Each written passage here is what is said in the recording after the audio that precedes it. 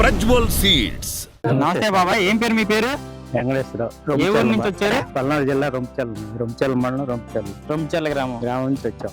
Okay, ఇప్పుడు Prajwal seeds వారిది PS Angel 1166 అనే విత్తనం చూడడానికి వచ్చారు కదా, చూడటానికి ఎలా ఉంది?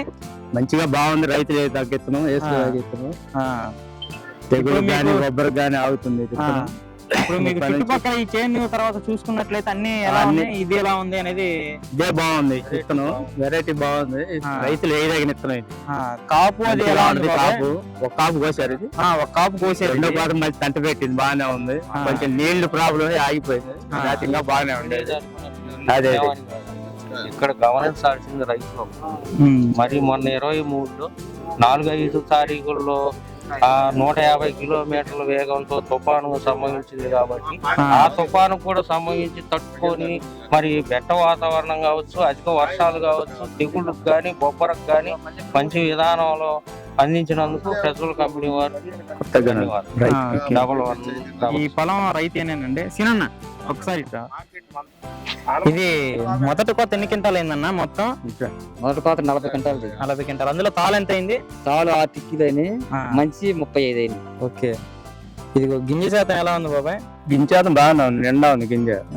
బరువు వచ్చింది అనుకుంటున్నారా? కాయ కాట బాగా వస్తుంది. కాయ రైతులు ఏ తగిన ఇత్తనం. రంగు ఎలా ఉంది? రంగు బాగా నాణ్యంగా ఉంది. రంగు తాలుగాయలు కూడా తక్కువగా ఉన్నాయి.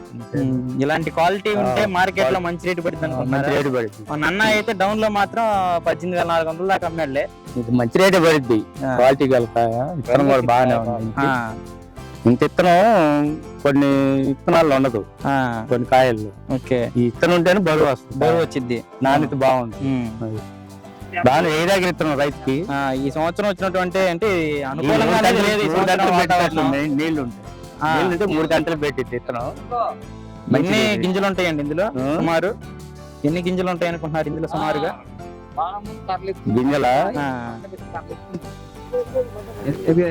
100 పైన ఉంటాయి. 100 పైన ఉంటాయి అంటున్నారు. 100 పైన ఉంటాయి. ఓకే, అంటే రెండో కోత కాయ కదా, నీళ్ళు తక్కువగా ఉండి ఇంకా ఎక్కువ ఉంటాయి ఇత్తనాలు. నీళ్ళు తక్కువ ఉంటేనే 100 పైన అంటే ఇంకా నీళ్ళ సదుపాయం సరిగ్గా ఉన్నట్టే బాగా ఉంటుంది, ఇంకా ఎక్కువ ఉంటాయి అని అంటారు. 150 దాకా ఉంటాయి ఇత్తనాలు.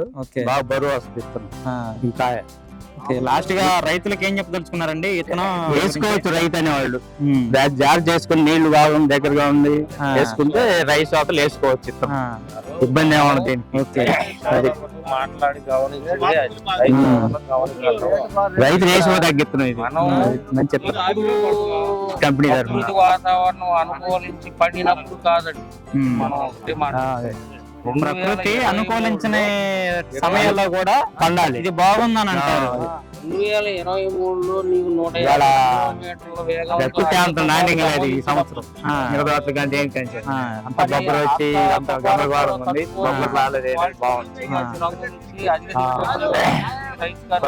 క్వాలిటీ ఉంది బాగా. కంపెనీ వారు 1166 మంచి ఇత్తనం ప్రే చేస్తున్నారు మీరు దీనికి రైతులకి.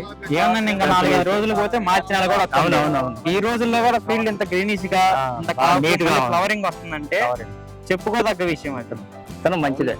రైతుకి ఏ దగ్గర ఇత్తనం 100 నుంచి 150 విత్తనాలు ఉంటాయి.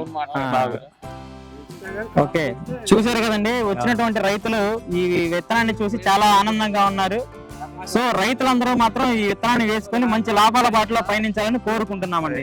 ప్రజ్వల్ సీడ్స్.